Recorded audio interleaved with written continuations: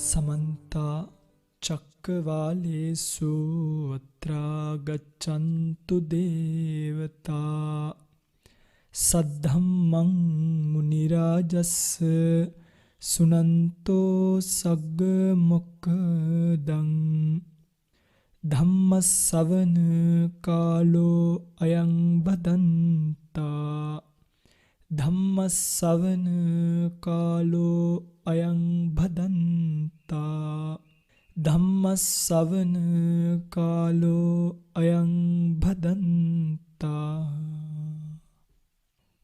नमो तस्स भगवतो अरहतो सम्मा सम्बुद्धस्स नमो तस्स भगवतो अरहतो सम्मा सम्बुद्धस्स नमो तस्स भगवतो अरहतो सम्मा सम्बुद्धस्स अट्टधा लोभमूलानि दोषमूलानि च द्विधा मोहमूलानि च द्वेति द्वादशा कुशलास्युं සද්ධර්ම ශ්‍රවණාබිලාෂී ගුණබර වාසනාවන්ත පින්වත්නි අනාදිමත් කාලයක් සසරේ කෙලවරක් නැතිව දුක් විඳගෙන ඇවිල්ලා සසරෙන් ඈතර වෙන්න ක්‍රමවේදයක් නැතිව අසරල වෙලා ඉන්න සත්වයාට නැත්නම් ප්‍රත්‍යඥයන්ට මේ සසරේ ලැබෙන යම්කිසි පිළිසරණක් තියෙනවා නම් මේ සසරේ ලැබෙන යම්කිසි පිහිටක් තියෙනවා නම් ඒ එකම පිහිට තමයි භාග්‍යතුන් වහන්සේ විසින් දේශනා කරන්නට යෙදුණු ශ්‍රී සද්ධර්මය. අපිට මෙතනදී වැඩියෙන්ම වටින්නේ භාග්‍යතුන් වහන්සේගේ ධර්මය.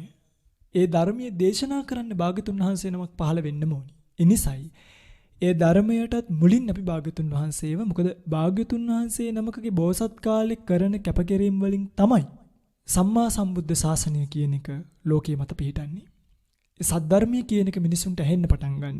ඒ සද්ධර්මයේ අනුගමනය කරන සංඝ රත්නයක් ලෝකෙට බිහි වෙන්න පටන් ගන්න. ඒ නිසා මේ අනාදිමත් සසරේ නැත්නම් අබුද්ධෝත්පාද කාලයන් වල උත්පත්තිය ලැබලා ඒ කොයි කාලෙක ඉපදුනත් පින්වත්නි භව සම්පත් ලබන්න උපකාරී වෙන ධර්ම මාර්ග සහ පිළිවෙත් තියෙනවා. හැබැයි නිර්වාණ මාර්ග පිළිවෙත කියන එක අහන්නවත් ලැබෙන්නේ බුද්ධෝත්පාද කාලයක විතරයි. එහෙම බුද්ධෝත්පාද කාලයකත් බොහෝ පින්වතුන් ධර්ම ඉගෙන ගන්නවා කියලා හිතාගෙන බුද්ධාගම ඉතිහාසය නොඑක් චරිත කතා ඊට පස්සේ විවිධ සමාජ සේවා ඕවා කර කර ඉන්නවා. දැන් ගිලනුන්ට උපස්ථාන කිරීම, ඊළඟට අනාථ වූවන් රැක ගැනීම, ග්‍රාම සංවර්ධන කටයුතු කිරීම, ඊළඟට පොත්පත් මුද්‍රණය කොට බෙදා හැරීම මේවා හොඳ වැඩ. හැබැයි මේ කුසල පක්ෂයෙන් සිදු කරගන්න හොඳ වැඩ, මේ ශ්‍රද්ධා භක්ති පෙරදරිව සිදු කරගන්න මේ කුසල කර්මයන් පිළිබඳව, එහි විපාක පිළිබඳව, ඒවා ලැබෙන හැටි පිළිබඳව, ඒතර අකුසලයන්ගෙන් වෙන් වෙලා ඥාන සම්පයුක්තව කුසල රැස් කරන විදිහ, ඒ රැස් කරන කුසලය නිර්වාණ මාර්ගයට යොමු කරගන්න විදිහ කියන එක මනාව තේරුම් ගත්තේ නැති වුණු. ඒ ඇත්තන්ට ධර්ම මාර්ගය කුමක්ද කියන එක හොයාගන්නට මේ ජීවිතේදීත් පුළුවන් කමක් ලැබෙන්නේ නැහැ. ඒ නිසායි අපි දැන් පහුගිය දවස්වල එක දිගටම ධර්ම දේශනා සිද්ධ කළා. ඊට පස්සේ තමයි මේ අභිධර්ම දේශනා මාලාව අභිධර්මයේ පිළිබඳව මිනිසුන් දැනගත යුතු දේවල්. ඒ ඔය පිංගුතුල්ලා හිතන්න එපා මේ අභිධර්මයේ ਸਰව සම්පූර්ණයෙන්ම උගන්වනවා කියලා. සාමාන්‍යයෙන් අභිධර්මාර්ථ සංග්‍රහයේ තියෙන කරුණු ටික ඉගෙනගත්තු කෙනෙක් අභිධර්මයේ යම් මට්ටමකින් දැනගත්තු කෙනෙක් බවට පත් වෙනවා. පැහැදිලිවම. ඒ වගේ කෙනෙක්ට පෙළ පරීක්ෂා කරලා බැලුවාම ඊට පස්සේ අටුවාවන් පිරික්සලා බැලුවාම මොනවද මේ පෙළේ අටුවාවේ කියලා තියෙන්නේ කොයි පරයයෙන්ද කොයි න්‍යායෙන්ද අපි ඒව ගන්න ඕනි කියන කාරණාව පැහැදිලිවම දැක ගන්න දැනගන්න පුළුවන්කම ලැබෙනවා.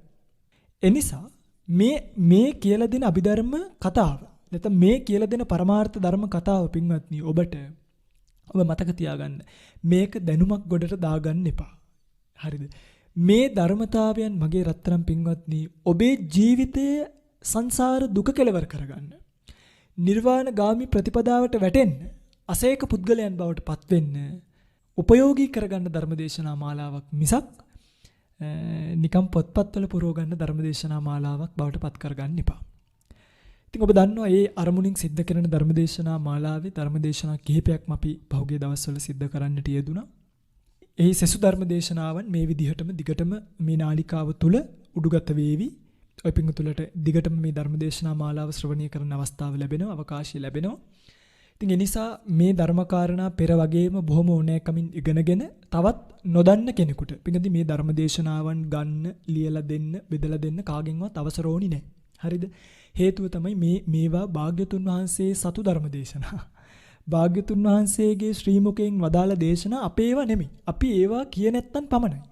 එනිසා එහෙම සිදු කරගෙන එන ධර්මදේශනා මාලාවේ අපි පහුගිය සතියේ ධර්මදේශනාවෙන් කතා කළා විචිකිච්ඡා චෛතසිකයත් චෛතසික වශයෙන් ඒක ඉවර කළා. ඊළඟට ලෝභ මූලික සිත් 8 පිළිබඳවත් ඔය පිංගුතුලට මතකයි නම් ලෝභ මූලික සිත් 8 පිළිබඳවත් කතා කළා. එහිදී අපි සෝමනස්ස සහගත බවක් පිළිබඳව, උපේක්ඛා සහගත බවක් පිළිබඳව, ඊළඟට දිට්ඨිගත සම්පයුක්ත බවක් පිළිබඳව, දිට්ඨිගත විප්පයුක්ත බවක් පිළිබඳව, අසංකාරික සසංකාරික බව කියන මේ ભેදයන් පිළිබඳව සාකච්ඡා කරන්නට කතා කරන්නට යෙදුණා. දැන් ඔබ දන්නවා සෝමනස්ස බව කියන්නේ මොකක්ද? උපේක්ඛා බව කියන්නේ මොකක්ද? දිට්ඨිගත සම්පයුක්තයි කියලා කියන්නේ මොකක්ද? දිට්ඨිගත විප්පයුක්තයි කියලා කියන්නේ මොකක්ද? අසංකාරිකයි කියන්නේ මොකක්ද? සසංකාරිකයි කියන්නේ මොකක්ද කියන කාරණාව පිළිබඳව. පින්වත්නි මෙතනදී මේ ධර්මදේශනාවේදී අපිට තවත් එක කාරණාවක් විතරක් ඉතුරු වෙලා තියෙනවා සිහිපත් කරන්න. ඒ කාරණාවත් මම මේ ධර්මදේශනාවේ මුලදීම සිහිපත් කරන්නම්. ඊට පස්සේ අද අපිට කතා කරන්න තියෙන්නේ ද්වේෂ මූලික සිත් සහ මෝහ මූලික සිත් පිළිබඳව. පින්වත්නි මේ ලෝභ මූලික සිත්වල අපි කතා කරගෙන එනකොට සෝමනස්ස බවක් පිළිබඳව, උපේක්ඛා බවක් පිළිබඳව කතා කළා. ඇයි කෙනෙකුට දැන් කෙනෙක්ට හිතෙන්න පුළුවන් ස්වාමීනි සෝමනස්ස සහගත සිතක් හටගන්නේ කුමක් බලපාලද? මොකක් මුල් වෙලාද? පින්වත්නි මේ ලෝභ මූල සිත්වල සෝමනස්ස භාවය හටගන්න හේතු වන උපකාර වන කරුණු තුනක් තියෙනවා. මේවා ලියා ගන්න කොල කෑල්ලක. සෝමනස්ස භාවයකටපත් වෙන්න සෝමනස්ස සහගත සිතක් හටගන්න උපකාර වන කරුණු තුනයි මොනවද? අංක 1 සෝමනස්ස ප්‍රතිසන්දිකයක වීම. නැත්තම් සොම්නස් සහගත විපාක සිතකින් උප්පත්තිය ලැබපු කෙනෙක් බවට පත් වෙන්න ඕනේ. මේ පිළිබඳව ඉදිරියේදී විපාක සිත් ගැන කියලා දෙද්දි කියලා දෙන්නම්. මෙයාට ලැබෙන උත්පත්තිය උපේක්ඛා සහගත විපාකයක් නොවි සෝමනස්ස විපාකයකින් යුක්ත විය යුතුයි. කියන උත්පත්තිය ලැබෙන හිතත් එක්ක තමයි පින්වත්නි එයාගේ අර සාමාන්‍යයෙන් දැන් සොම්නස් සහගත සිතින් උපදිච්ච කෙනෙක්ට ලෝභ මූලික සිතක් පහළ වෙනකොට ඒක සෝමනස්ස භාවයට පත්වීමේ අවකාශය වැඩි. එහෙම ඒක වෙන්න පුළුවන් එකක්. ඒකයි. දෙවෙනි එක තමයි මේ නොගැඹුරු අදහස් ඇති බව. ඒ කියන්නේ පිටින් සමහරු ඉන්නවනේ මේ ඒ කට්ටිය බොහොම ගැඹුරින් හිතන්නේ නැහැ. උඩින් පල්ලෙන් ඕන එකක් හිතලා ටක් ගාලා අර ගැඹුරින් හිතන්නේ නැති ස්වභාවය. ඒ ගැඹුරින් හිතන්නේ නැති ස්වභාවයත් ලෝභ මූලික සිතක් සෝමනස්ස භාවයට පත් කරන්න හේතුවක් වෙන්න පුළුවන්. මම කියලා දෙන්නම් ඇයි මෙහෙම වෙන්නේ කියලා. තුන්වෙනි කාරණාව තමයි Tamanට කිසිම ලෙඩක් දුකක් නැතිවීම. ඒ කියන්නේ දැන් වයසට ගිහිල්ලා නැති කෙනෙක්. ව්‍යාධියක්, රෝගයක්, ව්‍යසනයක්, විවිධ විපත් වලින් මිදිච්ච කෙනෙක්. දැන් පින්වත්නි කෙනෙක් හොරකමක් කරනකොට මම ඒකනේ කිව්වේ අර උපේක්ඛා සහගත සිත සිහිපත් කරද්දී රෝගයක් ආදී වශයෙන් තියෙනවා නම් ඒ රෝගයට හේතුවක් විදියට හොරකම් කරනකොට එයාට සොම්නස් භාවයක් නෙමෙයි ඇති වෙන්නේ. හැබැයි කෙනෙක්ට ලෙඩ දුක් නැතුව යමක් දැකලා ආශාවෙන් හොරකම් කිරීමට ගියොත් ලෝභ මූලික සිතින් අන්න එයාට පින්වත්නි එයාගේ සිත සෝමනස්ස භාවයට පත්වීමේ අවකාශය වැඩි. තේරුණාද මම මේ කියන එක? සෝමනස්ස ප්‍රතිසන්දි විපාකයක් තියෙන්න ඕනි. ඒ කියන්නේ ඒ විපාකයෙන් ඉපදිලා තියෙන්න ඕනි. නොගැඹුරු අදහස් තියෙන කෙනෙක් බවට පත් වෙන්න ඕනේ. ජරා ව්‍යාධි රෝග ආදී ව්‍යසන ධර්ම වලින් මිදිච්ච කෙනෙක් බවට පත් වෙලා තියෙන්න ඕනේ. මෙන්න මෙවැනි කරුණු බලපාලා උපකාරී වෙලා කෙනෙක්ගේ ලෝභ මූලික සිතක් සෝමනස්ස භාවයට පත් වෙන්න පුළුවන්. තේරුණාද පිටින්? එයා සතුටින් හොරකම් කරන්නේ ඒකයි. එයා සතුටින් කාමී වර්ධව හැසිරෙන්නේ ඒකයි. ඒ කියන්නේ එයාට සෝමනස්ස භාවයක් එන්නෙම මෙන්න මේ කියන කරුණු බලපාලා. පිටින් මේ සොම්නස ඇතිවීම කියලා කියන්නේම අර අරමුණේ ඇලීම කියන ස්වභාවය. තේරුණාද? ඉතින් අරමුණේ ඇලීම කියලා කියන්නේ පින්වත්නි ලෝභ මූලික සිතක්නේ. ඒ ලෝභ මූලික සිත් 8න් උපේක්ඛා සහගත 4යි සෝමනස්ස සහගත 4යි තියෙනවා කියලා කලින් සිහිපත් කළා. සෝමනස්ස සහගත සිත් පහළ වෙන්න බලපාන කරුණ තුන තමයි මේ සිහිපත් කළේ. ඊළඟ එක. දැන් සෝමනස්ස සහගත බව අපි කතා කළා. එතකොට උපේක්ඛා සහගත වෙන්නේ උපේක්ඛා සහගත භාවයටපත් වෙන්නේ පළවෙනි හේතුව තමයි උපේක්ඛා සහගත විපාක සිතකින් ප්‍රතිසන්දිය ලැබපු කෙනෙක් බවට පත්වීම. තේරුණාද? කෙනෙක් යම් කිසි විදියකට උත්පත්තිය ලැබනකොට උපේක්ඛා සහගත විපාකයක් නම් ප්‍රතිසන්දිය විදියට ලැබුවේ. ඒ කියන්නේ උපේක්ඛා සහගත විපාකයකින් නම් ඉපදුනේ. මම මේ ගැන කියලා දෙන්නම් පසුවදී. එයාගේ පින්වත්නි ලෝභ මූලික සිතක් උපේක්ඛා සහගත බවට පත්වීමට උපකාරයක් බවට ඒ හේතුව පත් වෙන්න පුළුවන්. හේතුව තමයි පින්වත්නි එයාට තියෙන අර ගැඹුරු අදහස්. ඒ කියන්නේ නොගැඹුරු අදහස් තියෙන කෙනෙක් තමයි සෝමනස්ස භාවයට යන්නේ. ගැඹුරු අදහස් තියෙන කෙනා අර සොම්නස් භාවයට නොආ එයා ටිකක් අර අපි කියන්නේ මේ පඬිතයාටත් ඒ දණ්ඩ යන්න බෑ කියලා. අන්න ඒ වගේ මේ වගේ ඕනවට වඩා හිතන්න ගියාමත් කෙනෙක්ට සෝමනස්ස භාවයෙන් මිදලා හිත උපේක්ඛා භාවයට පත් වෙන්න පුළුවන්. අන්න ඒකයි කියන්නේ. දැන් මෙතනදී ඔබට තේරෙනවද? උපේක්ඛා භාවයට පත්වීම කියන්නේ නිදහසට කාරණාවක් නෙමෙයි. මම කලින් සිහිපත් කළා උපේක්ඛා සහගත අකුසල සිත තමයි ප්‍රබලම විපාක සිත කියලා. ඒතර මේ ගැඹුරු අදහස් ඇතිවීම තුළම උපේක්ඛා භාවය කියන මනෝභාවය බලවත් වෙනවා. ඒ බලවත් වීම නිසාම මේකේ විපාකයක් වැඩි වෙන්න මේක හේතුවක් වෙනවා. ඒක තමයි 2. තුන්වෙනි එක තමයි සාමාන්‍යයෙන් තුන්වෙනි එකේදී පින්වත්නි බොහොම අභිධර්ම පොත්පත්වල සඳහන් කරලා තියෙන්නේ මේ මධ්‍යස්ථ ආලම්බනයක් එකතු වීම කියන එක. ඒ කියන්නේ තමන් ගන්න අරමුණ දැන් අතනදී ඉෂ්ඨාරම්මණයක් නිසා තමයි සෝමනස්ස භාවය ඇති වෙන්නේ. එතකොට අපි එතනදී 3ක් සිහිපත් කළානේ. තුන්වෙනි එක විදියට සිහිපත් කළේ රෝග ව්‍යසන ආදීන් මිදීම කියන එක. හැබැයි ඔතනට තව එකක් බලපානවා ඉෂ්ඨාරම්මණී කියන එක. ඉෂ්ඨාරම්මණයක් තිබ්බහමත් ඒක සෝමනස්ස සහගත බවට පත් වෙන්න පුළුවන්. රෝග පීඩා වලින් මිදීමත් සෝමනස්ස භාවයට පත් වෙන්න පුළුවන් හේතුවක් කියන එක අභිධර්මාර්ථ ප්‍රදීපිකාවේ සඳහන් කරලා තියෙනවා විශේෂයෙන්ම. හරි? මෙතනදී තුන්වෙනි හේතුව විදිහට දක්වන උපේක්ඛා සහගත සිතක් ඇති වෙන්න මධ්‍යස්ථ ආලම්බනයක් එකතු වීම. මධ්‍යස්ථ ආලම්බනයක් එකතු වීම තුල පින්වත්නි එයාට සෝමනස්ස භාවයක් නෙමෙයි ඇති වෙන්නේ උපේක්ඛා භාවය කියන මනෝභාවයක්. ඉතින් මෙතනදී රෝග පීඩා තියෙන කෙනෙක්ට වුණත් පින්වත්නි සාමාන්‍යයෙන් මෙහෙමයි. දැන් මේ සිතේ විනිශ්චය අනිවාර්යෙන් රෝග පීඩාවක් තියෙනවා නම් එයාට උපේක්ඛා සහගතම එකක් ඇති වෙන්න ඕනි කියලා එකක් නැහැ. ඒ නිසා උපේක්ඛා සහගත එකක් ඇති වෙන්න බලපාන හේතුවක් තමයි මේ කියන්නේ. කෙනෙක්ට අර මං කලින් සිහිපත් කළා වගේ අසනීපයක් අමාරුවක් තියෙන කෙනෙක් හොරකමක් කරොත් එයාගේ හිත සෝමනස්සයට බැහැගන්නේ නැතුව උපේක්ඛා ස්වභාවයට බැහැගැනීමේ ස්වභාවයකුත් දකින්න මේ අභිධර්ම සමහර පොත්පත්වල පුළුවන් බව සිහිපත් කරලා දක්වලා දන්වලා තියෙනවා. ඔන්නෝම තමයි සෝමනස්ස සහගත හිතට සහ උපේක්ඛා සහගත හිතට බලපාන කරුණු. ඊළඟට දිට්ඨිගත සම්පයුත්ත සහ විප්පයුත්ත. දිට්ඨිගත සම්පයුත්ත කියලා කියන්නේ පින්වත්නි දැන් දිට්ඨිගත සම්පයුත්ත වෙන්න බලපාන කරුණු 4ක් තියෙනවා. පළවෙනි එක තමයි මිච්ඡා දිට්ඨිය ඇති උන් සමග ආශ්‍රය කිරීම. ඔන්න බලන්න පින්වත්නි අංක 1 නිවැරදි සම්‍යක් දෘෂ්ටි නැති මිච්ඡා දිට්ඨිය තියුණුන් ඇසුරු කරාම මේ අකුසල් සිත් දිට්ඨිගත සම්පයුත්ත භාවයට පත් වෙනවා. කොහොමද කියලා දෙන්න. 2 ධර්මයෙන් වෙන්ව වාසය කිරීම. කියන්නේ දැන් මිච්ඡා දිට්ඨිය තියෙන කෙනාට ධර්මයක් තියෙනවද? නෑනේ. එයා ඉන්නේ ධර්මයෙන් තොරව. ධර්මයෙන් තොරව වාසය කිරීම කියන එක පින්වත්නි දිට්ඨිගත සම්පයුත්ත වීමට බලපාන දෙවෙනි කරුණයි. තුන්වෙනි කරුණ වැරදි කල්පනා බහුල වීම. ඒ කියන්නේ අයෝනිසෝ මනසිකාරය නෙමෙයි මේ කියන්නේ. වැරදි කල්පනා බහුල වීම. එයාට පින්වත්නි ලෝකය ගැන හිතෙන්නෙම වැරදි විදිහට. ඒක වෙන්න හේතුව තමයි අර ධර්මයෙන් වෙන්න වාසය කිරීම මිච්ඡා දිට්ඨිය තියෙනුන් ඇසුරු කිරීම. 4වෙනි කාරණාව තමයි අයෝනිසෝ මනසිකාරය. එයාට හිතෙන්නෙත් ඒ විදිහට, එයා හිතන්නෙත් ඒ විදිහට. ඒ කියන්නේ පිටින් දැන් අපි හිතමුකෝ හිතන්නේ කොහොම දෙකක් නෙමෙයි. එයාට ස්වභාවයෙන්ම ලෝකයේ වැටහෙන ඥානියත් පින්වත්නි මෙන්න මේ දිට්ඨිගත සම්පයුත්ත වීමට බලපානවා. ඒ වගේම තමයි එයාට ප්‍රියාරම්මණයක් දැකලා. දැන් බලන්න මේ මිච්ඡා දිට්ඨියක ගති පැවතුම් ඇති අයව ඇසුරු කරන අයව ඒගොල්ලන්ගේ පින්වත්නි හැසිරීම රට හරිය නිකන් අමුතුයිනේ. ඒවා සාමාන්‍ය ප්‍රകൃති නෑනේ. දැන් මේ මිච්ඡා දිට්ඨිය ඇති අය කියනවා සමහරක් වෙලාවට මොකක් හරියක් කියන්න පුළුවන් තනකොළ හිටවල නිවන් දකින්න පුළුවන් කියලා. දැන් එතකොට ඒ දෘෂ්ටියට තමයි අරය හිර වෙන්නේ. එතකොට ඒගොල්ලෝ කියනවා සෝවාන් වුණාම හොරකම් කරාට ගැටලුවක් නෑ. අන්න බලන්නකො හොරකම තියෙන කාගෙන් ටිකක් ගත්තට සෝවාන් වෙච්ච කෙනෙකුට අවුලක් නෑ. ඔහොම කියනවනේ. දැන් එතකොට මොකද වෙන්නේ? අන්න ධර්මයෙන් වෙනවා මිච්ඡා දිට්ඨිය ඇති වෙනවා. එතකොට මේ සිත පින්වත්නි කර්මඵල විශ්වාසයෙන් පවා බැහැර වෙනවා. දිට්ඨිගත සම්පයුත්ත හිතක් බවට මේකපත් වෙනවා. එතකොට මේකේ විපාකයේ බර වැඩි. තේරුණාද මම මේ කියන එක? ඊළඟට එතකොට එයා දකින්නවා සිල්වත් ස්වාමීන් වහන්සේ නමක්ව. සිල්වත් ස්වාමීන් වහන්සේ නමක්ව දැක්කහමත් එයාට හිතෙන්නේ අපි මේක කරන්නේ වැරද්දක් කියලා. තේරෙනවද? දැන් හාමුදුරුවෝ කෙනෙක් භාවනා කර ඉන්නවා. අර මිච්ඡා දිට්ඨිය ඇසුරු කරපු අයට අර හාමුදුරුවන්ව දැක්කහම හිතෙන්නෙම මේ මොන කෝලමක්ද මේ කරන්නේ. තේරෙනවද? මේ අතපය හකුලෝගෙන කම්මැලිය වගේ ඉඳලා නිවන් දකින්න පුළුවන්ද? ඔහොම හොඳට කුඹුරකට බැහැලා කොයි හරි වගාවකට බැහැලා එහෙමනේ අපි මේක කරන්න ඕනේ කියලා කෙනෙක්ට හිතෙන්න පුළුවන්. අන්න යාට නොමනා වැරදි කල්පනා බහුල කොට පින්වත්නි යාගේ ස්වභාවයෙන්ම ඇති වෙන ගතිය තියෙනවා. අංක 4 අයෝනිසෝ මනසිකාරය. එයා පින්වත්නි ඒ ගැන කල්පනා කළත් කල්පනා කරන්නේ වැරදි පැත්තෙන්මයි. මේ තමයි කරුණු 4. මේ 4 නිසා දිට්ඨිගත සම්පයුත්ත භාවයට පත් වෙන්න පුළුවන්. හරි? ඊළඟට ඕකේ අනිත් පැත්ත විප්පයුත්ත භාවයට ගන්න. දැන් සම්පයුත්ත වෙන්න මේ කරුණු 4 බලපානවා වගේම විප්පයුත්ත වෙන්න බලපාන්නේ ඕකේ විරුද්ධ කරුණු 4. හරි? ඒ කියන්නේ සම්මා දිට්ඨිය ඇති අය වැසුරු කිරීම, ධර්මයත් එක්ක ඉඳීම, හරියට කල්පනා වීම සහ යෝනිසෝ මනසිකාරය කියන දෙක.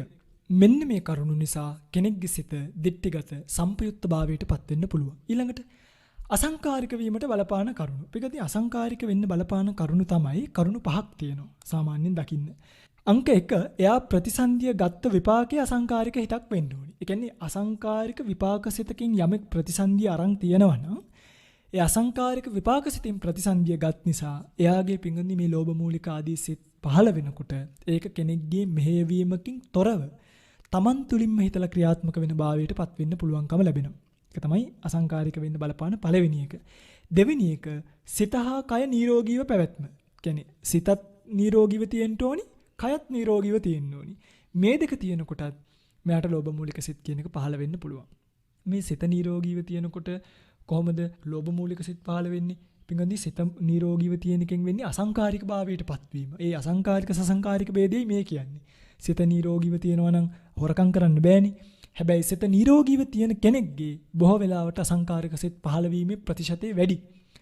එතකොට ඒකට අර ලෝභය කියන චෛතසික එකතු වුණාම ලෝභ මූලික සිතක් වෙනවා මිසක් මේ කියන්නේ අසංකාරික සසංකාරික වෙන්න බලපාන කරුණු. තේරුණානේ? 3. ඉවසීම බහුල බව. එයාට ඉවසීම තියෙන්න ඕනි. කෙනෙක් ඉවසන සුළුයි නම් එයාගේ සිතුත් පින්වත්නි බොහෝ වේලාවට අසංකාරික හිතක් බවට පත් වෙන්න පුළුවන්. ඊළඟට ඒ කටයුත්තේ පුරුද්ද ඇති බව. ඒ කියන්නේ අපි හිතමු කලින් හොරකම් කරපු කෙනෙක්ට එයාට පින්වත්නි සමහරක් වෙලාවට අර ඒ භාණ්ඩය අවශ්‍ය නොවුන දැක්කහම ආසාවට හරි ගන්න හිතෙනවා. කියන්නේ කලින් කරලා තියෙන පුරුද්දට එයාගේ හිත අනුන්ගේ මෙහෙයවීමකින් තොරව තමන්ම පින්වත්නි ඒක කරන ස්වභාවයට පත් වෙනවා. මම අකුසලයේ පැත්තෙන් කියන්නේ. හරි? ඊළඟ කාරණාව තමයි ඍතුව භෝජන ආදී යෝග්‍ය පරිදි ලැබීම. කියන්නේ දැන් හොරකම් කරන්න අවශ්‍ය කරන වස්තුව හොඳට තියෙනවා. ඒකට බලපාන විදිහට වටපිට පරිසරය සකස් වෙලා නම් එයාට මෙහෙවීමකින් තොරවම අසංකාරිකව මේ අකුසලයේ සිද්ධ වෙන කාරණාවක් බවට පත් වෙන්න පුළුවන්. තේරුණා නේද? ඔන්න අසංකාරික වෙන්න බලපාන කරුණු 5. විපාක ප්‍රතිසන්දි අසංකාරික වෙන්න ඕනි. සිතකයි නිරෝගී පවතින්න ඕනි. ඉවසීම තියෙන්න ඕනි. කටයුත්තේ මනාපුරුද්දක් ඇති බව තියෙන්න ඕනි. ඍතුව සහ භෝජන ආදී යෝග්‍ය පරිදි ලැබෙන්න ඕනි. මෙන්න මේවා කරන කෙනෙක්ගේ සිත ලෝභ මූලික සිත අසංකාරික බවට පත් වෙන්න පුළුවන්. ඉතින් සසංකාරික වෙන්න ඕකේ අනිත් පැත්ත බලපානවා. පින්වත්නි මෙන්න මේ ලෝභ මූලික සිත් 8 අපි මේ විදිහට ඉගෙන ගත්තාම අපිට ආයිත් මේ ලෝභ මූලික සිත් 8 පිළිබඳව පින්වත්නි කතා කරන්න දෙයක් ඇත්තෙම නැති තරම්. තේරුණාද මම මේ කියන එක? එතකොට යම් කෙනෙක් දැන් ඔබ දන්නවනේ පින්වත්නි දස අකුසල් කියලා එකක් තියෙනවා. දැන් ඔය පින්වතුල අහලා තියෙනවනේ නේද? මොනවද? ප්‍රාණඝාත, අදත්තාදාන, කාමේසු මිච්ඡාචාර, මුසාවාද, පිසුනා වාච, පරුසා වාච, සම්පප්පලාප, අවිද්‍යා, ව්‍යාපාද, මිච්ඡා දිට්ඨි. නේද? මේවා ලියා ගන්න පිටින් මේවා අපිට ඉදිරියේදී බොහොම ඌමනා වෙනවා. මොකද මේ අකුසල් සිත් වලින් කරන කර්මය තමයි මේවා. දස අකුසල කර්ම. මේවා තමයි කර්මපත බවට පත් වෙන්නේ. මේවා මම කියලා දෙන්නම්. කර්මපතයක් බවට පත් වුණාම තමයි පින්වත්නි මේ කර්මපතයෙන් තමයි ප්‍රතිසන්දි හිත් ලැබෙන්නේ. එතකොට කර්මපතයක් බවට පත් නොවිච්ච හිත් වලින් ලැබෙන්නේ ප්‍රවෘත්ති විපාක. ඉතින් මේවා දැනගෙන ඉඳීම පින්වත්නි අපිට මේ සාංශාරික ජීවිතේට පුදුම පිළිසරණක්. හරි? ඉතින් දස අකුසල කර්මයක් දස අකුසල කර්මයෝ නම් ප්‍රාණඝාත, අදින්නාදාන, කාමේසු මිච්ඡාචාර, මුසාවාද, පිසුනා වාච, පරුසා වාච, සම්පප්පලාප, අවිජ්ජා, ව්‍යාපාද, මිච්ඡා දිට්ඨි කියන කරුණු 10. එපෙන්නේ ලෝභ මූලික සිතින් පින්වත්නි ඕවගෙන් 10ම කරන්න බෑ. ඒ කියන්නේ 3ක් වෙන්නේ නැහැ. වෙන්නේ මොනවද? දැන් ප්‍රාණඝාතය ලෝභ මූලික සිතින් කරන්න බෑ. තේරුණාද මම මේ කියන එක? ඊළඟට පරුසා වාචා කීම ලෝභ මූලික සිතින් කරන්න බෑ. ඊළඟට ව්‍යාපාද. මෙන්න මේ කියන කරුණු 3 හැර කෙනෙක්ට පින්වත්නි දැන් ඔබට තේරෙනවනේ ලෝභ මූලික සිතකින් ප්‍රාණඝාතය කරන්න බෑ. පරුස වචන කියන්නත් බෑ. ඒවට වෙනම ද්වේෂ මූලික සිත් පහළ වෙන්න ඕනේ. ව්‍යාපාදය කරන්නත් බෑ. එතකොට 10න් 3ක් ගියාම කීයක් ඉතුරු වෙනවද? 7යි. ඉතුරු 7ම ලෝභ මූලික සිත් වලින් කරන්න පුළුවන් ඒවා. කියන්නේ සොරකම, කාම මිත්‍යාචාරය, මුසාවාද, පිසුනා වාච, සම්පප්පලාප, අවිද්‍යා, මිච්ඡා දිට්ඨිය කියන 7ම ලෝභ මූලික සිතින් සිදු වෙන්න පුළුවන්. ඒිනුත් දැන් එතන 7ක් කිව්වනේ. මෙන්න මේ 3 මතක තියාගන්න. කාම මිත්‍යාචාරය, අවිද්‍යාව සහ මිච්ඡා දිට්ඨිය. මේ 3 පින්වත්නි ලෝභ මූල සිතකින් විතරමයි වෙන්නේ. වෙන කිසිම හිතකින් වෙන්නේ නැහැ. තේරුණාද? දැන් මේ 7ෙනුත් 3ක් සිද්ධ වෙන්න අනිවාර්යයෙන්ම ලෝභ මූලික සිත යෙදෙන්න ඕනි. ඉතුරු 4 පින්වත්නි අනිත් තව කියන්නේ ද්වේෂ මූලික සිත් වලින් වගේත් වෙන්නත් පුළුවන්. ඒක ඒ අවස්ථාවේදී කියන්න. මේ 7න් 3ක් නියතයි, 4ක් අනියතයි. 3 තමයි කාම මිත්‍යාචාරය, අවිද්‍යාව සහ මිච්ඡා දිට්ඨිය කියන 3. නියතයෙන්ම මේවා සිද්ධ කරන්නේ ලෝභ මූලික සිතකින් විතරමයි. හරිනේ? හරි. දැන් පින්වත්නි ඔන්න අපි ලෝභ මූලික සිත් ගැන කතා කරලා ඉවරයි. එතකොට මේ අකුසල් 3ට කියනවා ලෝභ මූල සිත් වලට නියත අකුසල් කියලා. අනිත් අකුසල් වලට කියන්නේ අනියත අකුසල් කියලා. නියත අකුසල් 3යි අනියත අකුසල් 4යි. ලෝභ මූලිකව සිද්ධ වෙන්න පුළුවන් කර්මපත සියල්ල 7ක් බවට පත් වෙනවා 3ක් අතහැරිලා. ලෝභ මූලික සිත පිළිබඳව වූ දැනගත යුතු වූ විග්‍රහය මෙතකින් ඉවරයි. ඔය තමයි ලෝභ මූලික සිත. මං හිතනවා මගේ පිංගුතුල්ලට මේ කියන එක තේරෙනවා ඇති කියලා. ඉතින් ඔබට මේක දැන් අපේ නාලිකාව හරහාම විකාශය වෙන නිසා ඔය පිංගුතුල්ලට මේක නැවත නැවත ශ්‍රවණය කරන්න පුළුවන්. තේරෙන්නේ නැත්නම් පිංගුවත්නි මේක නවත්තලා ලියාගෙන ආයි අහන්න තමයි ඔබට මේ ධර්මදේශනා ටික අපි මේ අන්තර්ජාලයේ තියන්නේ. ඒ නිසා ඔබ මේවා ශ්‍රවණය කරලා නැවත නැවත ලියාගෙන නැවත නැවත ශ්‍රවණය කරලා තමන්ගේ මතකයේ රඳවා ගන්නට ප්‍රායෝගික ජීවිතයට යොදා ගන්නට උත්සාහ කරන්න ඕනි. ඊළඟට අපි යනවා ද්වේෂ මූලික සිත් වලට. පිටින් ද්වේෂ මූලික සිත් දෙකයි තියෙන්නේ. මොනවද? දෝමනස්ස සහගත, පටිඝ සම්පයුක්ත, අසංකාරික හිත. දෝමනස්ස සහගත, පටිඝ සම්පයුක්ත, සසංකාරික හිත. දෝමනස්ස සහගත, පටිඝ සම්පයුක්ත, අසංකාරික හිතයි සසංකාරික හිතයි දෙකයි තියෙන්නේ. ලේසි. පිටින් මෙතනදී දෝමනස්ස සහගත, පටිඝ සම්පයුක්ත, අසංකාරික කියන්නේ මොකක්ද? දෝමනස්ස සහගත, පටිඝ සම්පයුක්ත, සසංකාරික කියන්නේ මොකක්ද? මේ කාරණා පිළිබඳව අපි හිමින් සැරේ විග්‍රහ කරගමු. දෝමනස්ස සහගත. මේ දෝමනස්ස සහගත කියලා කියන්නේ පින්වත්නි මෙතනදී වේදනා චෛතසිකය හඳුන්වන නමක්. දැන් අපි ඉස්සෙල්ලාදී කතා කළා සෝමනස්ස සහගත සහ උපේක්ඛා සහගත බවක් පිළිබඳව. සෝමනස්ස කියලා කියන්නේත් වේදනා චෛතසිකයේ ස්වභාවයක්. උපේක්ඛා කියලා කියන්නේත් වේදනා චෛතසිකයේ ස්වභාවයක්. දෝමනස්ස සහගත කියන්නේ පින්වත්නි දේශ සිතේ යෙදෙන වේදනාව කියන චෛතසිකයේ ස්වභාවය. තේරුණාද? පටිඝ සම්පයුක්ත කියන්නේ පටිඝ සම්පයුක්ත කියන්නේ වේදනා චෛතසිකයට නෙමෙයි. ද්වේෂ චෛතසිකයට. දැන් මෙතනදී වේදනාව සහ ද්වේෂය කියන චෛතසික දෙකක් තියෙන්නේ. සබ්බචිත්ත සාධාරණ චෛතසිකයක් තමයි වේදනාව කියන එක. අකුසල චෛතසිකයක් තමයි ද්වේෂය කියන එක. වේදනාවයි ද්වේෂයයි කියන දෙකම මේ සිතේ යෙදෙනවා පින්වත්නි. එතකොට ද්වේෂය කියන එක යෙදෙන නිසා ඒ සිත පටිඝ සම්පයුක්තයි. පටිඝ සම්පයුක්තයි හැප්පෙන සුළුයි. ඒ කියන්නේ විරුද්ධාකාරයක් පෙන්වන පින්වත්නි ගැටීම් ස්වභාවයෙන් යුක්ත වෙන බව තමයි පටිඝ කියලා මෙතනදී හැඳින්වෙන්නේ. ද්වේෂ චෛතසිකයට කියපු නම. කියන්නේ මේ සිතේ ද්වේෂය කියන චෛතසිකය යෙදෙනවා කියන එක පෙන්වුවේ පටිඝ සම්පයුක්ත කියන භාවයෙන්. දෝමනස්ස සහගත කියලා කියන්නේ දුම්මනස්ස භාවෝ දෝමනස්සං. වේදනා චෛතසිකය. මේ ස්වභාවය පින්වත්නි සෝමනස්ස නැහැ. අපි හිතමුකෝ හොල්මනක් දැක්කා කියලා. දැන් පිටින් බයවීම කියන එකත් ද්වේෂයටම කියන තවත් නමක්. ඒ කියන්නේ තමන්ගේ අරමුණේ තමන්ට ආපాతගත වෙච්ච අරමුණේ හැප්පෙනවනේ. එතකොට හැප්පෙනකොට අපිට දැන් හොල්මනක් දැක්කාම අනේ අම්මේ කාලෙකින් දැක්කේ කියලා හිතෙන්නේ නැහනේ. කියන්නේ සෝමනස්ස බවක් ඇති වෙන්නේ නැහැ. ඇති වෙන්නෙම පින්වත්නි එතනදී අර දෝමනස්ස භාවයක් ඇති වෙන්නේ. ඒ කියන්නේ හොල්මන දැකීම තුළ. මම මේ හොල්මන කියලා කිව්වේ අමනුෂ්‍ය කියන කෙනාව පෙන්වන්න. අමනුෂ්‍යාව දැකීම තුළ අපි තුල ඇති වෙන්නේ පින්වත්නි වේදනා චෛතසිකය සතුටක් නෙමෙයි දෝමනස්ස භාවයක්. ඒ වේදනා චෛතසිකය තමයි මෙතනදි දෝමනස්ස සහගතයි කියලා හැඳින්වෙන්නේ. ඒ නිසාම මේ වටුවාවල පැහැදිලි කරනවා දෝමනස්සංච එත් අනිට්ඨානුභවන ලක්ෂණ. ඒ කියන්නේ මේ අනිෂ්ඨය අනුභව කරන ලක්ෂණය තමයි දෝමනස්සය කියලා කිව්වේ. වේදනා ස්කන්ධ පරියාපන්නෝ ඒකෝ ධම්ම. වේදනා ස්කන්ධයට වැටෙන ධර්මතාවයක්. ඇතුළත් වූ පරියාපන්නෝ කියන්නේ වේදනා ස්කන්ධයේ ඇතුළත් වූ ඒකෝ ධම්ම එක ධර්මයක්. පටිඝෝ චණ්ඩික්ක ස්වභාවෝ සංකාරක්ඛන්ධ පරියාපන්නෝ ඒකෝ ධම්මෝති. පටිඝය කියලා කියන්නේ චණ්ඩික්ක ස්වභාවෝ. අන්න ද්වේෂයේදී මතකද කිව්වා චණ්ඩික්ක ස්වභාවයක් තියෙනවා මේ දේශය කියලා. ඒක ඇති වෙන්නේ පින්වත්නි සංකාරක්ඛන්ධ. දේශය කියන එක ඇති වෙන්නේ අනිත්‍යයිතිසික ගොඩේ නිසා තමයි සංස්කාර ස්කන්ධ ගොඩට මේක පරියාපන්නෝ ඇතුළත් වෙනවා කියන එක සිහිපත් කරලා තියෙන්නේ. එතකොට ඔබට මතකයි නම් මම මේ අසංකාරික සසංකාරික කියලා කියන්නේ තමන්ගේ මෙහෙවීමක් ඇතිව සහ තමන්ගේ මෙහෙවීමක් නැතිව යෙදෙන සිද්දක. මෙහෙවීමක් නැතිව යෙදෙනකොට අසංකාරික වෙනවා. මෙහෙවීමක් ඇතිව යෙදෙනකොට සසංකාරික භාවයට යනවා. ඒතර ඔබට මතකයි නම් අපි දිගින් දිගටම සිහිපත් කළා ද්වේෂය පහළ වෙන්නේ ආඝාත වස්තු 9ක් නිසා කියලා 10ක් කියන එකකුත් අපි පෙන්නුවා රස්තාන ක්‍රෝධය කියන එක. මෙතනදී දැනගන්න ඕනේ පින්වත්නි දැන් කර්මපත භාවයට පත් වෙනකොට දැන් අවිඥානික සංස්කාරවල උපදිනවනේ. කියන්නේ අපි හිතමුකෝ අපේ අත ගිහිලා කාර්යයක වදිනවා. දැන් කාර්යක කියන්නේ සවිඥානිකයිද අවිඥානිකයිද? ඒක අවිඥානිකයිනේ. අන්නේ අවිඥානික වස්තුවේ හටගන්න ද්වේෂය කර්මපත භාවයට පත් වෙන්නේ නැහැ. ඒක සාමාන්‍යයෙන් ප්‍රවෘත්ති විපාක දෙන කර්මයක් බවට පත් වුණාට ප්‍රතිසන්දි විපාකයක් අරගෙන දෙන්නේ ඒක බලපාන්නේ නැහැ. අපේ ඇඟට මොකක් හරි අඹ ගෙඩියක් වැටෙනවා. අපි අඹ ගෙඩිය අල්ලලා පොලේ ගැහුවා කියලා ඒක නිසා අපි ගිහිල්ලා අපාය උපදින්නේ නැහැ. තේරුණාද මම මේ කියන එක? හැබැයි ඒ ඇති වෙන ද්වේෂසිත වලට අනාගතේ ප්‍රවෘත්ති විපාකයක් පහළ වෙන්නේ. ඒ කියන්නේ අනිෂ්ඨාරම්මණයක් තමන්ගේ ඇහැ ගැටෙන්න, කැමති නැති අප්‍රියයන් හා එක් වෙන්න වගේ ස්වභාවයක් හම්බ වෙන්න පුළුවන් ඉපදුනාට පස්සේ. එහෙම වෙන්න පුළුවන්. ඒතකොට කර්මපත සංඛ්‍යාවට වැටෙන්නේ පින්වත්නි සත්ත්ව ප්‍රඥප්තිය කෙරෙහි නැත්නම් සවිඥානික වස්තුන් කෙරෙහි ඇති වෙන ද්වේෂය විතරයි. ඒකයි ආඝාත වස්තු 9 සහ 10 කියලා දෙකක් පෙන්වුවේ. 9 තමයි පින්වත්නි ওই කර්මපත ගන්නට එන්නේ. 10 කියන එක රස්තාන ක්‍රෝධය කියන එක ගහක ගලක කකුල හැප්පුණාට වැස්සට බැන්න කියලා අවුවට බැන්න කියලා ඒක කර්මපත ගන්නට යන්නේ. ඒකයි නවාඝාත වස්තු කියලා වෙනම ප්‍රභේදයකුයි ආඝාත වස්තු 10ක් කියලා අස්ථාන ක්‍රෝධය කියන එක වෙනම ભેදයකුයි ධර්මයේ තුල දකින්න ලැබෙන්නේ. ඉතින් මේවා හොඳට දැනගත්තාම පින්වත්නි අපිට මේ ද්වේෂය ගැන දැන් ඔබ දන්නවනි සෑහෙන්න නේද? මේවා හිමින් සැරේ කල්පනා කරලා මනසිකාරය කරලා බලන්න. එතකොට පින්වත්නි මේ පටිඝසිත කියන්නේ නැත්නම් මේ පටිඝ ස්වභාවය ඇති වෙන්න බලපාන හේතු කිහිපයක් තියෙනවා. එක් පළවෙනි එක තමයි ක්‍රෝධශීලී බව. නිතර තරහ ගන්න කෙනෙක් නම්. අපි එහෙම හිතමුකෝ.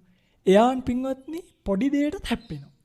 අන්න එයාට දෝමනස්ස සහගත පටිඝ සම්පයුක්ත. ඒ කියන්නේ ද්වේෂය කියන එක පටිඝය කියන එක ඇති වෙන්න ක්‍රෝධශීලී භාවයේ හේතු වෙනවා. දෙක අදූරදර්ශී බව. දුර දක්නා නුවණක් නේ. දුර දක්නා නුවණ නැති නිසාත් එයාට යම් යම් අරමුණු ඔස්සේ කියන්නේ අස්ථානයි. දැන් මෙහෙම කිව්වහම ওই පිඟුතුලට තව ප්‍රශ්නයක් එනවා. සමහර විරුද්ධ විය යුතු තැන් එනවනේ. දැන් අපි හිතමුකෝ ධර්මයට කෙනෙක් හානි කරනවා. ඒ ධර්මයට හානි කරනකොට අපි විරුද්ධ වෙනකොට පින්වත්නි ඒක ගැටීමක් කියලා හිතන්න හොඳ නේ. සමහරු ඉන්නවා තමන්ගේ බය පෙන්වන්න නැතුව. කියන්නේ දැන් සමහරු බයයි. මේවට කතා කරන දැන් සමහරු අපි හිතමුකෝ පින්වත්නි අධර්මවාදීන් පිරිසක් ධර්මයේ විනාශ කරනවා. ඒකට මේකට කතා කරන්නේ නැති බව දූරදර්ශී භාවයක් එහෙම නෙමෙයි. ඒ මොකක් හරි වෙන බයක්. නිවටකමක්. දැන් මොකද අපි දන්නවා කාකණ්ඩ පුත්‍ර යස මහරහතන් වහන්සේ අවිනයවාදීන්ගේ යම් යම් දේවල් දැකලා දසයකප වස්තු දැකලා ඒකට විරුද්ධ වුණානේ. දැන් ඒ අදූරදර්ශී බවින්ද දූරදර්ශී බවින්ද මේ ශාසනය ඉතුරු කරන්න ඕනේ කියන දූරදර්ශී බවින්. දැන් මෙතනදී යමෙක් මේකට කතා නොකරනවා නම් හොඳට මම මේ කියන එක තේරුම් ගන්න. යමෙක් මේකට කතා නොකරනවා නම් අන්න එයා මෙතනදී අදූරදර්ශී භාවයටපත් වෙනවා. කලයුත්ත කලේ නැති කෙනෙක් බවට පත් වෙනවා. කුසල සිතින් කරගන්න පුළුවන් කුසලය පටිඝ සිතක් කියලා හිතලා හෝ රැවටිලා හෝ වංචක ධර්මයක් ගන්නට ගිහිල්ලා හෝ අතහැරලා දානවා අපි ඕවට හැප්පෙන්නේ නැහැ කියලා අර මේ තමන්ගේ ගුණවන්ත භාවයක් පෙන්වන්න යනවනේ. දැන් අපි ඕවට හැප්පෙන්නේ අපි ඇලෙන්නෙත් ගැටෙන්නෙත් නැති අය. අන්න ඒක වංචක ධර්මයක් බවට පත් වෙලා අපායගාමී අකුසලයක් බවට පත් වෙන්න පුළුවන්. ඒවා වංචක ධර්ම බවට ගිහිල්ලා. ඒ නිසා ඔය හිතේ එකක් තියාගෙන කටින් එකක් කියන බොහෝ පිරිස් තමන් කුසල් කරනවා කියලා රැස් කරගන්න පින්වත්නි විශාල අකුසල්. සමේව හොඳට මතක තියාගන්න ඕනේ මේ මම මේක කිව්වේ පහුගිය දවස්වල වෙච්ච යම් යම් සංසිද්ධි කිහිපයකුත් මුල් කරගෙන පටිඝ සම්පයුක්ත භාවය කියලා කියන්නේ අදූරදර්ශී බව කියලා මෙතනදී කිව්වේ මේ නිකන් ධර්මයේ විකෘති කරනකොට විනය විකෘති කරනකොට ඒවට සද්ද නැතුව ඉන්නවා කියන එක එහෙම නෙමෙයි. ඒක ධර්මයේ තුල කිසිම වෙලාවක යහපත් දෙයක් කියලා විග්‍රහ කරන්නේ නැත. අපි ඒ ගැන පස්සේ ධර්ම සාකච්ඡාවකදී වගේ ඔබට අවස්ථාව ඉදිරියේදී ලබා දෙනවා අපිත් එක්ක සජීවීව ධර්ම සාකච්ඡා කරන්න. එවැනි අවස්ථාවවලදී මේ ප්‍රශ්න මතුවලා ආවොත් අපි මේව කතා කරමු. 2 අදූරදර්ශී බව. 3 මූඩ ස්වභාවයෙන් යුක්තයි. ඒ කියන්නේ එයා මෝඩයි. යමක්කමක් තේරුම් ගන්න බැරි කෙනෙක්. මූඩ ස්වභාවය කියලා කියන්නේ ඔය කියන දේ ඔලුවට යන්නේ නැති කෙනෙක්. අන්නේ කියන දේ ඔලුවට යන්නේ නැති අයත් නිතරම යටත් පටිඝ සම්පයුක්ත භාවය ඇති වෙන්න පුළුවන් යාගේ මූඩ බව නිසා. 3යි. 4වෙනි එක තමයි අප්‍රිය වස්තුන් හා එක්වීම. ඒ කියන්නේ දැන් තමන් කැමති නැති දේවල්. කැමති දේවල් වල හැප්පෙන්නේ නැහැනේ අපි ගිහිල්ලා. හැබැයි අකමැති ආරම්මණයක් ආපු ගමන් අපි ගිහිල්ලා හැප්පෙනවා. එතකොට අප්‍රිය වස්තුන් තමන්ගේ ආපాతගත වීමට ආවොත් ඇහැට කනට නාසයට දිවට ශරීරයට මනසට ඒ වගේ තැන්වලදීත් පින්වත්නි බොහෝ වෙලාවට ඇති වෙන්නේ මෙන්න මේ කියන පටිඝ සම්පයුක්ත සිත්. ඉතින් ඕක තමයි දැන් අසංකාරික සසංකාරික කියන්නේ මොකද්ද දන්නවා? පටිඝය කියන්නේ මොකද්ද දන්නවා? දෝමනස්සය කියන්නේ මොකද්ද කියන එක දන්නවා. පින්වත්නි මෙන්න මේ ද්වේෂ මූලික සිත් වලින් අකුසල කර්මපත වලින් කර්මපත 3ක් හැරලා. ඒ කියන්නේ කාම මිත්‍යාචාරය, අවිජ්ජා මිච්ඡා දිට්ඨිය කියන 3 හැරලා මේ දෝමනස්ස සහගත සිතින් සිදු කරන කර්මපත වශයෙන් ප්‍රාණඝාත, පරුෂ වචන, ව්‍යාපාද, අදින්නාදාන, මුෂාවාද, පිසුනාවාච, සම්ප්‍රප්පලාප කියන මේ 7 සිද්ධ වෙනවා. කිසිසේත්ම සිද්ධ වෙන්නේ නැහැ කාම මිත්‍යාචාරය. ඒක පින්වත්නි ලෝභ මූලික සිතකින්මයි සිද්ධ වෙන්නේ. ඒකට හේතු වෙන పూర్ව දේවල් අකුසල මූලික ද්වේෂ සහගත සිත් වෙන්න පුළුවන්. හැබැයි මේ යෙදෙන අවස්ථාව වෙනකොට කිසිම වෙලාවක මේක ද්වේෂ මූලික වෙන්නේ නිසකවම මේක ලෝභ මූලික වෙනවාමයි. ඊළඟට අවිද්‍යාව සහ මිච්ඡාදිට්ඨිය කියන 3 මේකට අභව්‍යයි. ඊටු 7ම මේකට භව්‍යයි. ඒ 7ෙනුත් ප්‍රාණඝාත, පරුෂ වචන, ව්‍යාපාද කියන 3 පින්වත්නි මේ ද්වේෂ මූලික සිතේ නියතයි. ඒ කියන්නේ දැන් අපි හිතමුකෝ ව්‍යාපාදයයි, ප්‍රාණඝාතයයි, පරුෂ වචනයි කියන 3 මේ තුන සිද්ධ කරනවා නම් සිද්ධ කරන්නෙම ද්වේෂමූලික සිතකින්. හරිද? ප්‍රාණඝාතය කියන්නේ ඔය පිඟුතුල දන්නව සතුන් මරණ එක. හෝ සත්ව හිංසා කිරීම. පරුෂ වචන කියන්නේ කෙනෙක්ට සැරපරුෂ විදිහට කතා කරන එක. ව්‍යාපාදේ කියලා කියන්නේ අනුන් නැසේවා කියලා හිතන ස්වභාවය. මේ තුන ද්වේෂමූලික සිතින්මයි සිද්ධ වෙන්නේ. හැබැයි සොරකම, බොරු කීම, කේලාම් කීම, සම්ප්‍රප්පලාප කියන එක පින්වත්නි මේකේ අනියතයි. ඒ කියන්නේ ඒක ලෝභ මූලික සිතින් උනත් කරන්න අර පුළුවන් කියන එක අපි කලින් සිහිපත් කරානේ. ඒව ලෝභ මූලික සිත් වලිනුත් කරන්න පුළුවන්. දැන් සොරකම් කිරීම කියන එක ද්වේෂ මූලයෙන්ුත් කරන්න පුළුවන්, ලෝභ මූලයෙන්ුත් කරන්න පුළුවන්. ආසාවෙන් ගන්නත් පුළුවන්, තරහින් ගන්නත් පුළුවන්. මේකට මේක තියෙන එක ඉන්නකො මම හොඳ වැඩක් කරන්නම් කියලා හොරකම් කරොත් එහෙම අර ඒක ද්වේෂ මූලික වෙයි හොරකම සිද්ධ වෙන්නේ. ඒ නිසායි මේකේ නියත අකුසල් සහ අනියත අකුසල් කියලා මේ අකුසල් කර්මපතේනොත් බෙදීමකට ලක් වෙලා තියෙන්නේ. අපි හිතමුකෝ දැන් ඔකට උදාහරණයක් මම මෙහෙම කියන්නම්. කෙනෙක්ට හිතෙනවා දැන් සතෙක්ගේ මස් කන්න ඕනි කියලා ලෝභ මූලික සිතක්. එතකොට ද සත්‍යව මරන්න එපයි. ඒ සත්‍යව මරන්න කරන සියලුම උත්සාහය. කියන්නේ පීයක් අරගෙන ඒ පී අරගෙන ගිහලා සතාට ගහන එක මේ ඔක්කොම වෙන්නේ පින්වත්නි ද්වේෂ මූලික සිත් වලින්. සතාව කන්නේ ලෝභ මූලික සිත් වලින්. තේරුණානේ? එතකොට ප්‍රාණඝාත අකුසල කර්මපතය පටිඝ සිතින් තමයි සම්පූර්ණ භාවයටපත් වෙන්නේ කියලා සිහිපත් කරලා තියෙන්නේ ඒකයි. මේ තමයි ද්වේෂ මූලික සිත් දෙකේ ස්වභාවය. ඉතින් අපි වැඩි වෙලාවක් මේ වගේ රැඳෙන්නේ නැතුව ඉදිරියට මේවා කතා කරගෙන යමු. ඉතින් මේ ද්වේෂ මූලික සිතුත් තව එක කාරණාවකුත් තියෙනවා ඒකත් මතක් කරන්නම්. සියලුම ද්වේෂ මූලික සිත් දෙකක් නෙමෙයි. මේක බෙදීමට ලක් වෙලා ආවට පස්සේ ද්වේෂ මූලික සිත් 756ක් බවට පත් වෙනවා. කොහොමද? මේ ද්වේෂ මූලික සිත් දෙක කර්මපත 7න් වැඩි වෙන්න ඕනේ. කියන්නේ දැන් ප්‍රාණඝාතයටත් ද්වේෂ මූලික දෙකක් යෙදෙන්න පුළුවන්. ව්‍යාපාදයටත් ද්වේෂ මූලික දෙකක් යෙදෙන්න පුළුවන්. මේ ආකාර වශයෙන් කර්මපත 7න් වැඩි වෙනවා. එතකොට 14යි. ඒ 14 අරමුණු 6න් වැඩි වෙන්න ඕනේ. අරමුණු 6න් වැඩි වුණාම 84යි. අරමුණු 6න් වැඩි වෙච්ච මේ ටික විමර්ශාව කියන අධිපති ධර්මයේ හැර ඡන්ද, විරිය, චිත්ත කියන විමර්ශා ධර්ම තුනෙන් වැඩි වෙනවා. එතකොට 84 තුනෙන් වැඩි වුණාම 252ක් බවට පත් වෙනවා. ඒ අධිපති ධර්ම තුنين 252ක් බවට පත් වෙච්ච පටිඝසිත කර්මත්‍රයෙන් අතීත වර්තමාන අනාගත කියන කර්මත්‍රයෙන් වැඩි වුණාම 756ක් බවට පත් වෙනවා. ඉතින් එතකොට අපිට එක්තරා ප්‍රභේදයකින් දේශමූලික සිත් 756ක් තියෙනවා කියලා පෙන්වන්නත් පුළුවන්කම ලැබෙනවා මේ ඔක්කොගෙම වැඩි වෙලා බෙදලා ගත්තාම. හැබැයි අපි අර දෙක මතක තියාගෙන හිටියාම මේ වැඩිවීම අපිට ඕන වෙලාවක හදාගන්න පුළුවන්කම ලැබෙනවා. මේ තමයි ඔබ දේශමූලික සිත ගැන දැනගත යුතු ලක්ෂණ ටික. ඊළඟට අපි එනවා මෝහ මූලික සිත් වලට. කියන්නේ මෝහ මූලික සිත් දෙකයි තියෙන්නේ. මොනවද මේ මෝහ මූලික සිත්? උපේක්ඛා සහගත විචිකිච්ඡා සංප්‍රයුක්ත සිත. උපේක්ෂා සහගත උද්ධච්ච සංප්‍රයුක්ත සිත.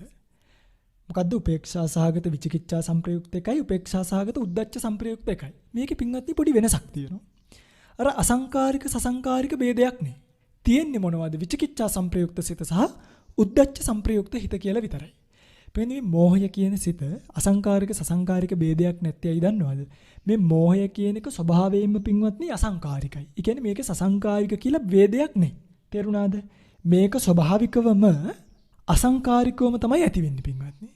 එතකොට මේ සිත් දෙකෙන් දැන් අපි දන්නවා විචිකිච්ඡාව සහ උද්ධච්ච කියන චෛතසික දෙක යෙදිලා තමයි පින්වත්නි මේක විචිකිච්ඡ භාවයටත් එන්නේ උද්ධච්ච භාවයටත් එන්නේ.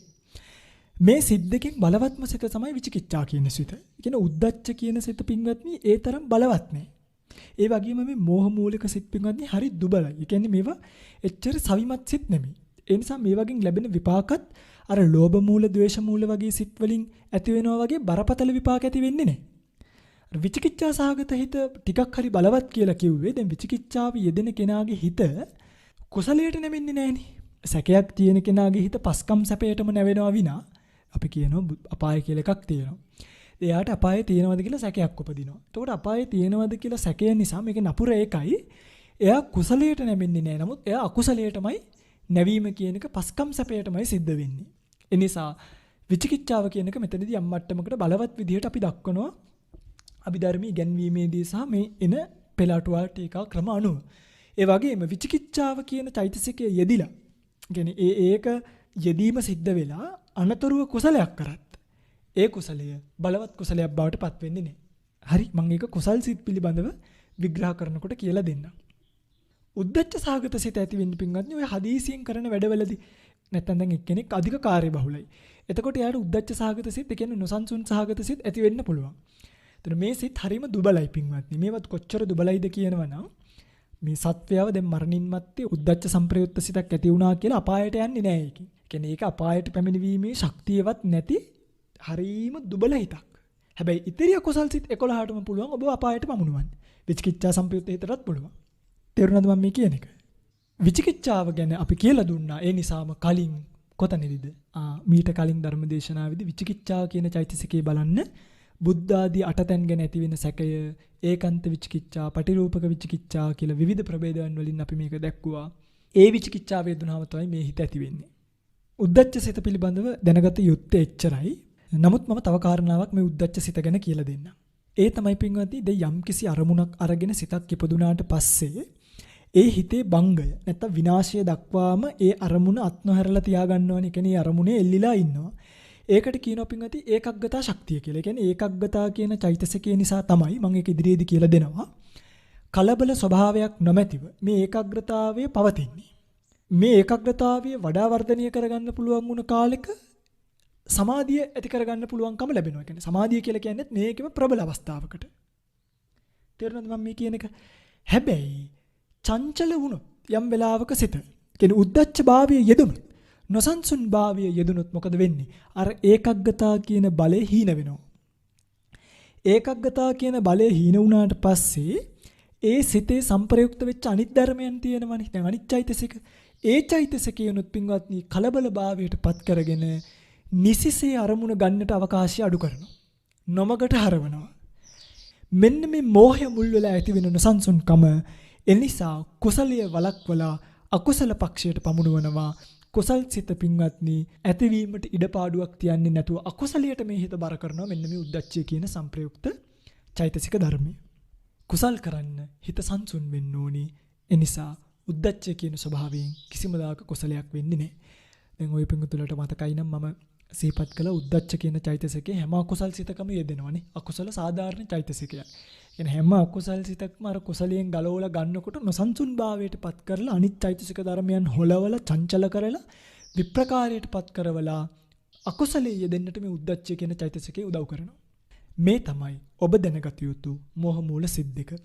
පින්වත්නි මේ මෝහ මූලික සිත් ඇති වෙන්න බලපාන හේතු තියෙනවා. ඒ කියන්නේ දැන් විචිකිච්ඡා සංප්‍රයුක්ත සිත ඇති වෙන්නත් උද්දච්ච සංප්‍රයුක්ත සිත ඇති වෙන්නත් බලපාන හේතු ටිකක් තියෙනවා. මොනවද? විචිකිච්ඡා සංප්‍රයුක්ත භාවය ඇති වෙන්න බලපාන හේතු තමයි ධර්මයේ නූගත් බව. එයා ධර්මයේ දන්නේ නැහැ. ධර්මයේ දන්නේ නැති නිසා එයාට සැකයි. ශ්‍රද්ධාව නැති බව.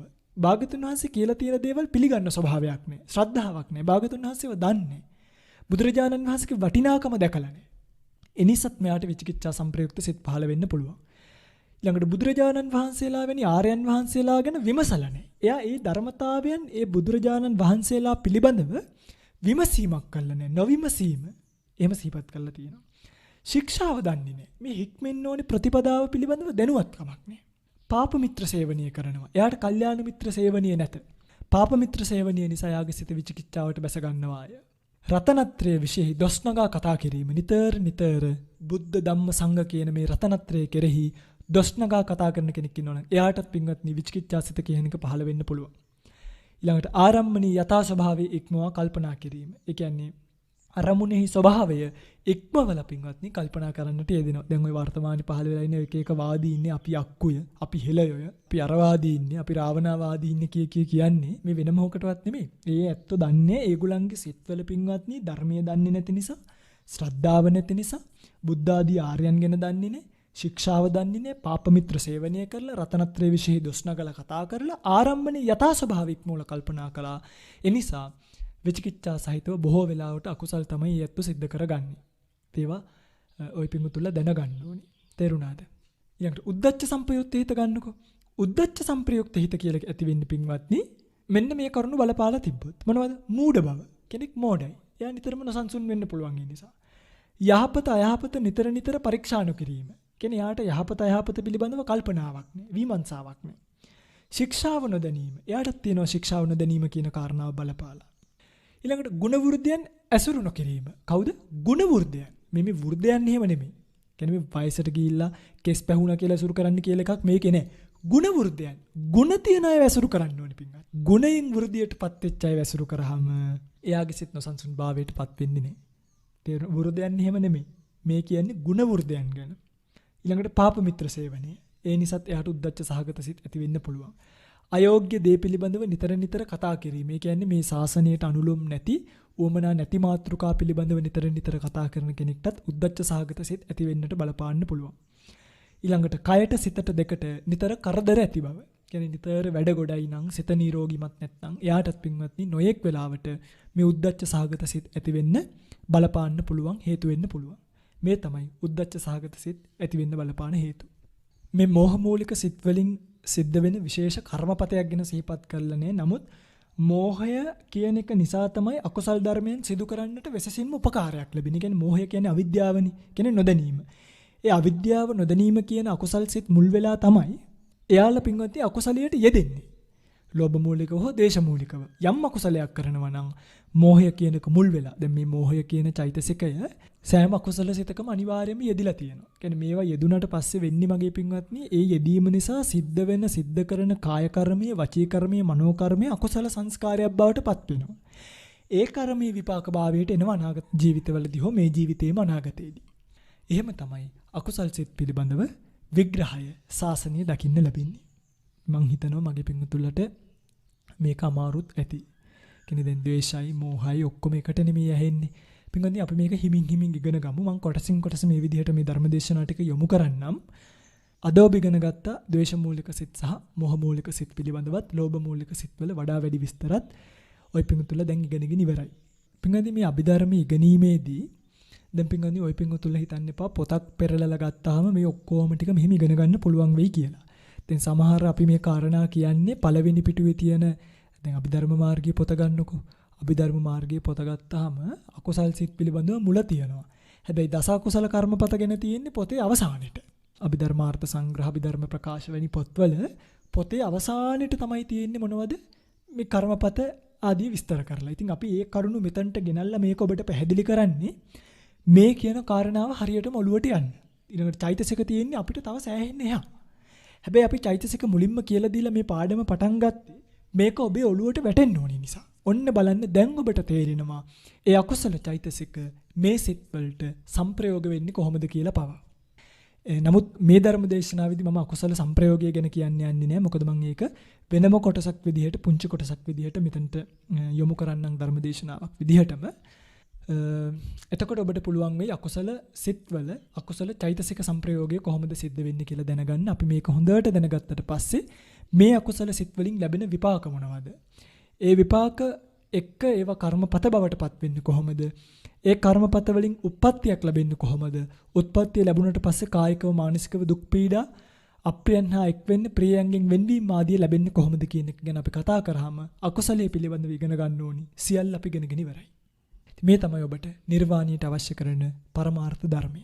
ඒ නිසා මම හිතනවා ඔබට ප්‍රශ්න තියෙනවා නම් මගේ පින්වත්නි මේ යට يعني මේ වීඩියෝ එක තියෙන තැනම යට කමෙන්ට් සෙක්ෂන් වල ඔබට පුළුවන් අපිට ප්‍රශ්න විදියට ඉදිරිපත් කරන්න. එහෙමත් නැත්නම් ඔබට පුළුවන් මුහුණු පොතේ තියෙනවා දහම් ගැටලු කියලා අපි Facebook group එකක් මුහුණු පොතේ group එකක් හදලා තියෙනවා. දහම් ගැටලු කියලා. ඒ දහම් ගැටලු කියන group එක හරහත් ඔබට යම්කිසි ගැටලුවක් තියෙනවා නම් අපිට ඉදිරිපත් කරන්න පුළුවන්. එතකොට කාල වේලාව තියෙන පරිදි අපි මේ සෑම ප්‍රශ්නයකටම පිළිතුරක් තියන්න ඔබට එන ඕනම ගැටලුවකදී අපි පිළිතුරක් තියන්න බලාපොරොත්තු වෙනවා. ඉතින් පිටින් දුරකථන නැමතුම් වලින් නම් ඒක කරන්න පුළුවන් වැඩක් නෙමෙයි. ඒ නිසා දුරකථන නැමතුම් වලින් ඒක කරනවට වඩා ඔබට බොහොම පහසු වැඩේ තමයි මේ ධර්ම දේශනාව අහන තැන කමෙන්ට් සෙක්ෂන් වල හරි මුහුණු පොතේ කණ්ඩායමට ඇවිල්ලා දහම් ගැටලු කියන කණ්ඩායමට ඇවිල්ලා එතනින් හරි අපෙන් යොමු කරලා අහන එක. මොකද එතකොට අපි ඒකට විස්තර සහිතව පිළිතුරක් තියන්න අපිට පුළුවන්කම ලැබෙන නිසා. ඒ කාරණාවන් සිහිපත් කළමින් අද දවසේ මේ සිද්ධ කරපු ධර්ම දේශනාවේ විග්‍රහය මෙතනින් අවසන් කරනවා. ප්‍රාර්ථනා කරනවා හැම දිනෙකටම ප්‍රාර්ථනීය බෝධියකින් උතුම් නිර්වාණ ධාතුව සුවසේම සාක්ෂාත් කරගන්න මේ ධර්ම ශ්‍රවණමය කුසලයේ හේතු වේවා, පාරමී වේවා කියලා කවුරුත් සාදු කියලා ප්‍රාර්ථනාවක් ඇති කරගන්න. ඒ වගේම සියලුම දෙවියන් මෙපින් අනුමෝදන් වේවා, දෙව්ලොව සැනසෙත්වා, දෙවියන්ද ප්‍රාර්ථනීය බෝධියකින් උතුම් නිවනින් නිවේවා කියලා කවුරුත් ප්‍රාර්ථනාවක් ඇති කරගන්න. ආකහසට්ටාච බුම්මට්ඨා දේවා නාග මහිද්దికා පුඤ්ඤන්තං අනුමෝදිත්වා චිරං රක්칸තු ශාසනං. ආකහසට්ටාච බුම්මට්ඨා දේවා නාග මහිද්దికා පුඤ්ඤන්තං අනුමෝදිත්වා චිරං රක්칸තු දේශනං ආකාසට්ටා ච බුම්මට්ඨා දේවා නාග මහිද්దికා පුඤ්ඤන්තං අනුමෝදිත්වා චිරං රක්칸තු මං පරන්ති.